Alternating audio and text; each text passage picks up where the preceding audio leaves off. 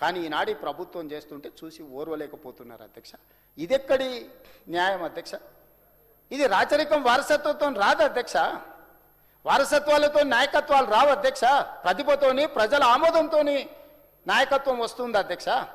వారసత్వంతో ఏదైనా చోటామోటాది వస్తుండొచ్చు. ఉద్యోగం ఏం చేస్తాం, తండ్రి నీడని బతికినప్పుడు కొంత చెట్టు పేరు చెప్పి కాయలు అమ్ముకునే విధానం ఎక్కడన్నా ఉంటే కొంతమందికి వస్తుంది. ఇక అది అదృష్టం అనుకోండి, జాక్పాట్ అనుకోండి, దాని మీద నేను పెద్దగా మాట్లాడదలుచుకోలేదు. కానీ తన దగ్గర సత్తా ఉండాలి కదా అధ్యక్ష. ఇచ్చిన దాన్ని నిబద్ధతతో నిలబెడితే ఇంకోటి వస్తుంది.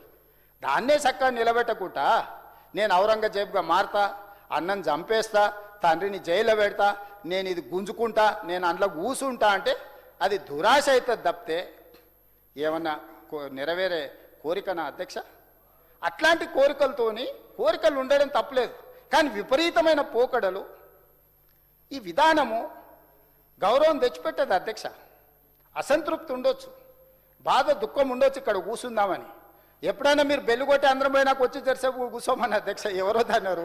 సభ నడవనప్పుడు వచ్చి జరిసేపు కూర్చొని సంతోషపడమని ఈ కుర్చీలో కూర్చోవాలని కోరుకుంటే సభ నడిచేటప్పుడు కుదరదు అధ్యక్ష. తమరు అనుమతి ఇయ్యరు, చట్టం ఒప్పుకోదు.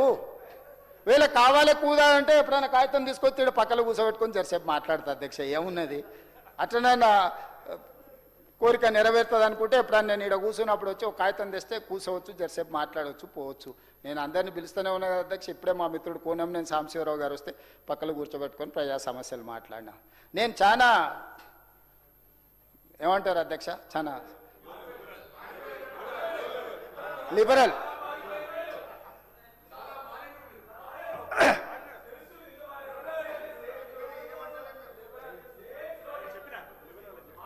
సో ఆనాడు అభివృద్ధి కోసము ప్రణాళికలు సిద్ధం చేసి హైటెక్ సిటీ అయినా, ఔటర్ రింగ్ రోడ్ అయినా, అంతర్జాతీయ ఎయిర్పోర్ట్ అయినా, అద్భుతమైన కట్టడాలు ప్రపంచ దేశాల నుంచి పెట్టుబడులు తెచ్చి ఈ నగరానికి ఒక గుర్తింపు గౌరవం తెచ్చింది అధ్యక్ష.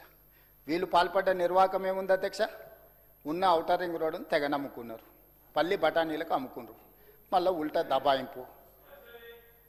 డెఫినెట్గా అక్కడికే వస్తారు. క్యాన్సిల్ చేసినగా లోపల కూడా వేస్తాం, అదేం పెద్ద విషయం కాదు. ఆ సందర్భం వచ్చినప్పుడు చెప్తా, ఇప్పుడు ఎందుకులే. కానీ ఇప్పుడు ఎందుకు అది కూడా చెప్తా.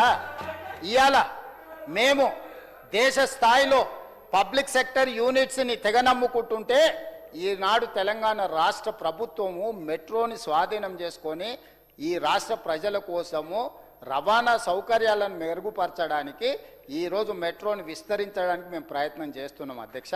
మేము ఔటర్ రింగ్ రోడ్ అమ్ముకోలేదు, అంతర్జాతీయ ఎయిర్పోర్టును అంతకంటే అమ్ముకోలేదు.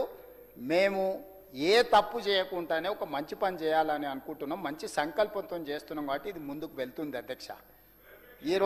ఈరోజు కేంద్ర ప్రభుత్వం, రాష్ట్ర ప్రభుత్వం అన్నిటి మీద ఆర్డర్ ఇస్తా, టీడీఆర్ మీద ఇస్తా, దీని మీద ఇస్తా, స్క్వేర్ ఫీట్ మీద ఇస్తా, ఫామ్ హౌస్ల మీద ఇస్తా, అన్నిటి మీద ఇస్తా. ఏం టెన్షన్ తీసుకోకొస్తా, అక్కడికే వస్తా. అదేవిధంగా అధ్యక్ష క్యూర్ని సర్వీస్ సెక్టర్గా పెట్టుకున్నాం అధ్యక్ష. Outer ring road out side నుంచి ఫ్యూచర్లో మనం నిర్మించుకునే రీజనల్ రింగ్ రోడ్, ఇప్పుడు ఔటర్ రింగ్ రోడ్ 160 కిలోమీటర్లు ఉంటే రీజనల్ రింగ్ రోడ్ 360 కిలోమీటర్లు ఉంది అధ్యక్ష. నార్థన్ పార్ట్ ఆల్రెడీ కేంద్ర ప్రభుత్వం అనుమతి ఇచ్చింది. దానికి నెంబర్ కూడా నేషనల్ హైవే నెంబర్ ఇచ్చాను, 161A నెంబర్ కూడా మనం తెచ్చుకున్నాం, టెండర్స్ పిలిపించుకున్నాం. ఈరోజు